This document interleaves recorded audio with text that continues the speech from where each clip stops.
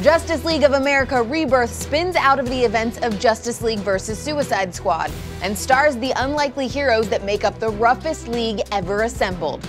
We've got writer Steve Orlando here to unlock the secrets of the Rebirth one-shot. All right, what can you tell us about Justice League of America Rebirth?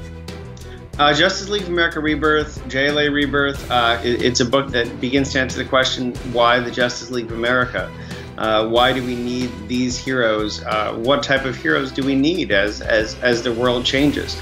You know, justice is an idea that doesn't change, but when you bring people with different viewpoints in, people like Vixen, people like Killer Frost, people like the Atom, the Ray, everyone. I mean, the team is created from people who come from different walks of life, and that informs how they approach this idea of heroism and community. And that's what JLA is about, and we're kicking it off with a really fun thesis statement in JLA Rebirth. What was it about each of the characters that made you say, yes, they're going to be a part of this Justice League? Yeah, well, so the core of the team to me sort of orbits around Vixen and Batman. Two characters that started with enormous losses in their life and fought their way back from almost nothing.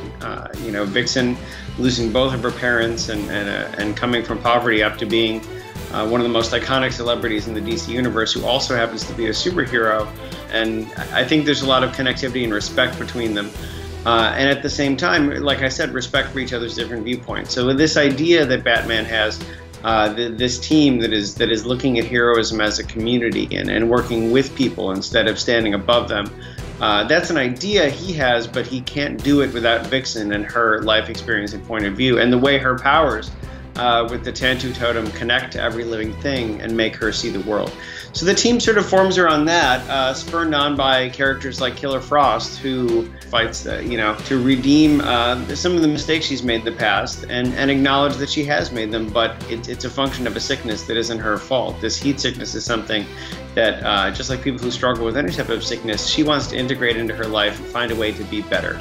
Killer Frost is there because she showed Batman and Justice League Suicide Squad that given the chance, people can change and people can reinvent themselves. And the team is in many ways also there to let characters do that. Characters like Lobo, characters like the Atom, who formerly was Ray Palmer, the original Atom's assistant. And now the time has come where he has to figure out how he can be the Atom too. The JLA is all about characters coming together to rebuild themselves as they find a way to rebuild a heroic community and be part of the larger community. All right, so where can we expect the story to go next?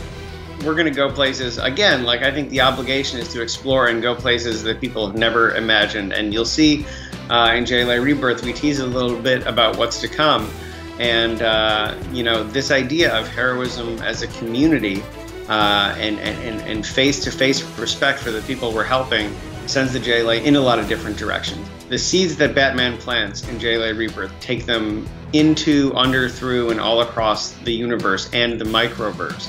It's all going somewhere very exciting, but beyond that, every arc is going to take you somewhere you haven't seen. It's going to give you ideas you haven't thought of before, and it's going to give you character interactions that are fresh because this is a Justice League that has never worked together before. So we're going to wow you, hopefully, every page, every issue, and then finally, as we really kick off, take you somewhere that, as I said, we've never been with the Justice League before.